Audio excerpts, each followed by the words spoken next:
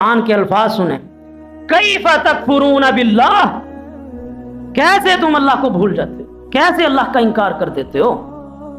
کنتم امواتا فاحیاکم، اللہ کہتا ہے تم تو مرے ہوئے تھے، مردہ تھے، کچھ بھی نہیں تھے.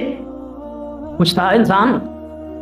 تو بھائی کوئی بندہ کہہ دے کہ میں نے اپنے آپ کو خود ڈیزائن کیا، میں نے چاہا تو میں زندگی میں آیا، میں نے چاہا تو میں پیدا ہوا، میں نے چاہا کہ میری شکل و صورت ایسی ہو تو ایسی بنی، لہٰذا اب میں اس پہ تکبر کرتا ہوں، اب میں اس پہ کرتا ہوں غرور کرتا ہوں کہ میں نے خود کو خود بنایا اور میں اس زمین پہ آیا، اپنا چہرہ خود بنایا، اپنی ٹانگیں، ہاتھ، پاؤں، جسم خود بنایا، لہٰذا مجھے اس بات کا تکبر ہے، غرور ہے، اکڑ ہے، میں اپنی مرضی سے اب زندگی گزاروں. تو اللہ کہہ رہا ہے تم نے کیا کیا؟ تم تو مرے ہوئے تھے، مردہ تھے، کچھ بھی نہیں تھے، کچھ بھی نہیں، ایک ذرا سے ہلنے والی جان ہوتی ہے وہ بھی نہیں تھے. فاحیاکم، ہم نے تمہیں زندگی دی، ہم نے تمہیں پیدا کیا. بھائی آج بھی کوئی چاہے جتنے بھی جراثیم آپس میں ملا لے، کوئی جاندار چیز پیدا کر سکتا ہے؟ کر سکتا ہے؟ جب ایک انڈے سے چوزا نکلتا ہے، وہ بھی ایک پروسیس سے نکلتا ہے.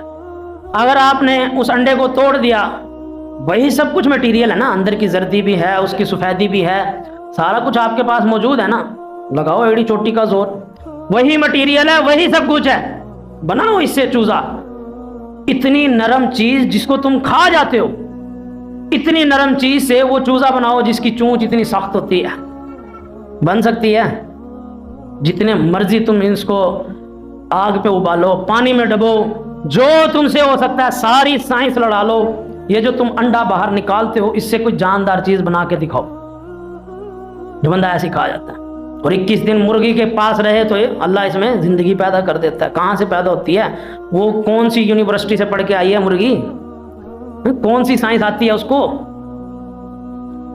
وہ مرغی جس کو پکڑ کے بندہ اللہ اکبر کرتا ہے اور چھری پھیری اور ختم، اس کو صرف دانا کھانا آتا ہے.